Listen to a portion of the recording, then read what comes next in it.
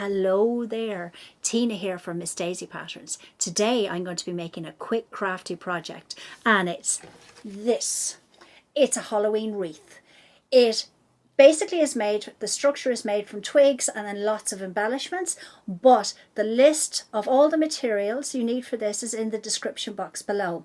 So if you pop over there, take a look at it and follow me on into the tutorial. Let's get started. Right, so this is everything you need to make that wreath. First of all, what we need is a glue gun and lots of glue sticks, because we will be using lots of glue. You'll need spray paint, and this particular spray paint is black. It's got a matte finish and it's suitable for wood, metal and ceramics. Right, so that's the black spray paint. And then the next thing that we definitely need is the face mask. Right, now that's very, very important. Don't spray anything unless you use one of those. Right, then we're looking at embellishments. Now I have skulls, I have spiders, I have twinkly lights. These are red, but you can get them in green, white. You can get them in a variety of colors, and they take 2 AA batteries. I'm also going to use some wrapped roses. Now these are made out of felt. So if you just have a few strips of felt, or alternatively what you can have is you can actually use roses that you buy in a shop. You're also going to need some twine. Now this is jute twine, and what I usually do is I cut it into strips and then separate out the strands, and I use this to wrap the twigs. And then finally what you need here is the twigs. Now I had these off my back garden. Basically they're in my back garden, and I just picked them up, let them dry out a little bit. Right, so now what we're looking at here is taking the longest one. If you bend it and twist it and try to get this shape, slowly guide it into position, because if you bend it too sharply it will snap. So if you're slowly guiding, and once you're happy with the actual circle that you have to initially start with, if you grab 2 pieces of the twine and then start wrapping. So you're just going to wrap these in sections around. Wrap it and then knot it. Now you'd almost wish at this point that you had 2 sets of hands.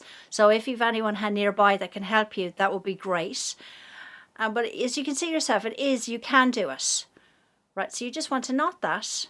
So tie another knot in it. Great. Right, so you can see now, if you can actually mold it. Just make sure not to push it too hard so as you don't snap it. Now at this point what I do is I start wrapping the other twigs into the circle. So I'm wrapping the twigs into the circle, and each time I add a twig I'm adding a piece of twine. Right, so essentially, and what I want to do is I want to start creating a shape that flows out from the center. Now I'm not going to waste loads of time on doing this because I have one already pre-made. As you can see here, it's got the circular shape, and then all of the branches are flowing outwards from the center.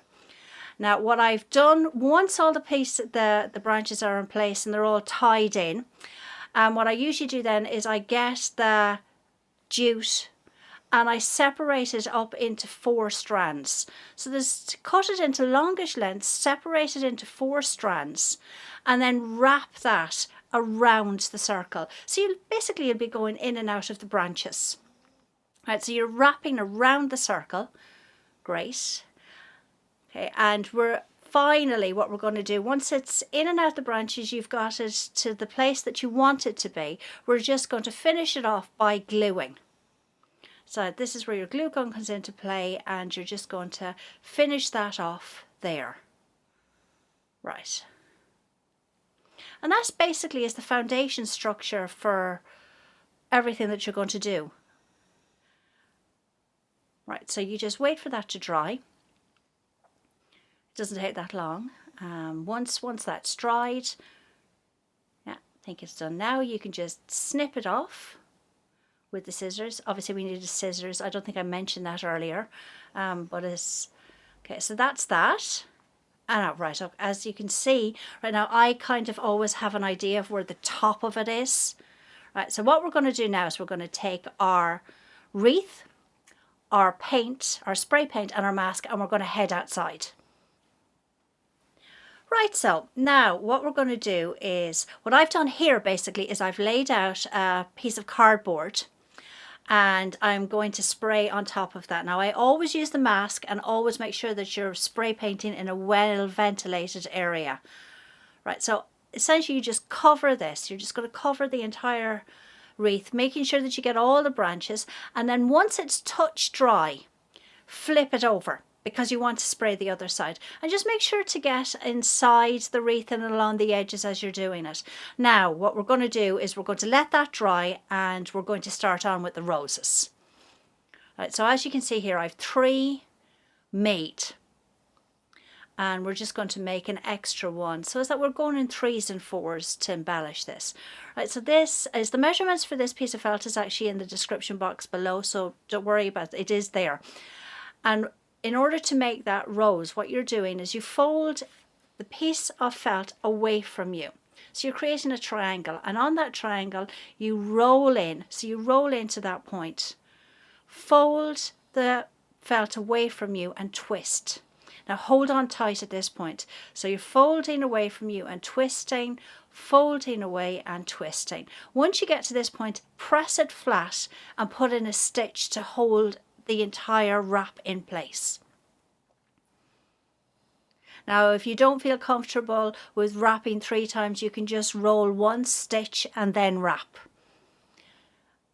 Okay, so literally all you're going to do from now on is you're going to be folding away from you and turning. Fold away and turn. And do a stitch in the back just to make sure that everything stays securely together, so you don't get to the end and your rose pops out. Right, so again, folding, turning, folding and turning, and again folding and turning, and you can continue this. Again, folding and turning. Trying not to get the thread wrapped in it, obviously. Right, so turn it and put another few stitches in.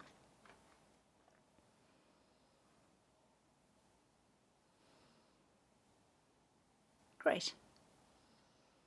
Right, now I have bigger and smaller roses here. The bigger rose is made with the full length of the felt. The smaller roses are made with whatever length you want to go. Now I've kind of pretty much decided I want one of the smaller roses for this.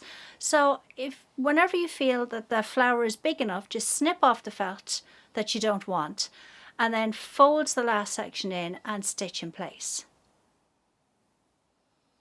Right, and that's the roses sorted. So as I've said here, you can actually have larger ones or smaller ones. It's entirely up to yourself. Or you can even buy a series of flowers to put on this. You don't even have to roll these. Great. Right, so that's that done. Now, what we've done is we've waited for the wreath to dry. It's completely dry. We're going to start adding all the pieces to it. Now, I've all the sections that I want on it lined up. I'm going to start with the lights. Right, so basically these lights have a little box and there's a battery inside the box. Now you can see here, we're not going to put any glue on that side. We're actually putting the glue on the back of the box, so as I still have access to the batteries once this is actually hanging up.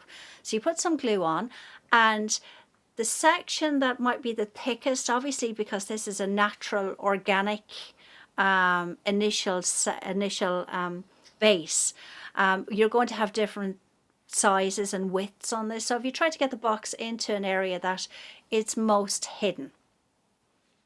Right, so once that's in place, I can still see it, but I can cover it. Now what you do is you unravel all of the lights and then wrap them in and around the wreath. So you wrap it in around the wreath, work it in whatever way you want to do it. Right, so that's that all worked in. You can put another set of lights on if you want lots of lights. It's entirely up to you. Right, there we go. So that's, you see what that looks like. Now pop it back off again. Now it's to add on all of the embellishments. And what I usually do here is, see the biggest rose, I'm probably going to put that up at the top because it'll cover the lighting box the most. Right, so I'm just going to pop that on there. And that's probably you know, that's the one thing that I would say is just if you can cover that box the most, that would be the best thing to do. The next thing now is, for me, it's my next largest item is the spider. So I'm popping that in, and then literally have fun. Start placing items where you want them. There is no wrong or right with this. Basically, have lots of fun. Put as many items as you want onto it. Just wait for it to dry. Because the last spider I'm popping in here. Right. And that is my wreath completely finished. I do hope you enjoyed this tutorial today. If you did, please give me a big thumbs up. And don't forget to subscribe and hit that notification bell. Until next time, see you later.